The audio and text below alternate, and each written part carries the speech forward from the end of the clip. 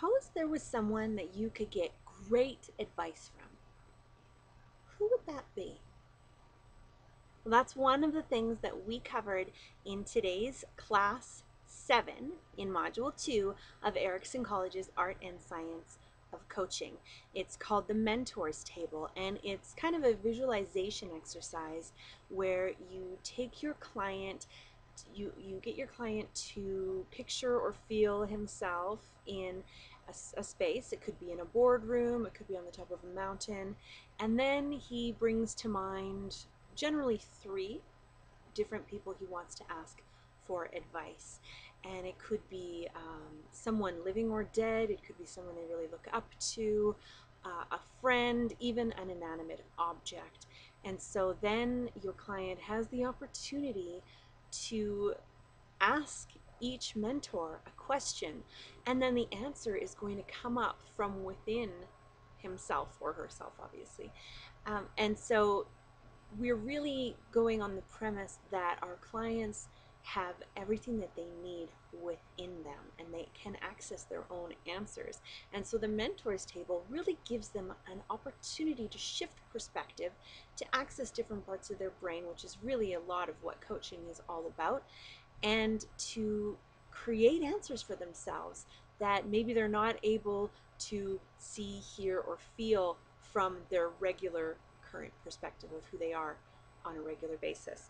And so some of the things that you can use the mentors table for is when your client needs inspiration or is having feelings of confusion or overwhelm or needing confidence, or if your client needs an answer to a specific technical question.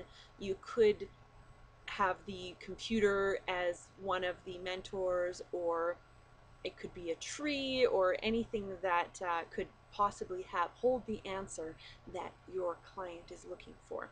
So it's a really, really powerful exercise. I was so blessed to be part of the role play and to witness it, and it's just seeing it in action is awesome. And I actually want to have a coaching session on that for myself, because that would be amazing, and who knows what kind of answers I would come up with. It's really exciting. So then another thing that we talked about was mastery and time relationship, and we talked about thinking spaces. A lot of what we're doing in module 2 is creating thinking spaces where we're able to shift our perspective. And we also talked about mastery as a state of being. Now, to reach a state of mastery, generally it takes 25,000 hours of practice to get something really down, so you're just doing it on autopilot. How would it be to act from a place of total mastery from the beginning of a project, when you're just brand new, you don't have the skills in place, but you can access that state of being masterful? Wouldn't that be exciting? And how would that impact your experience and the outcome of your project?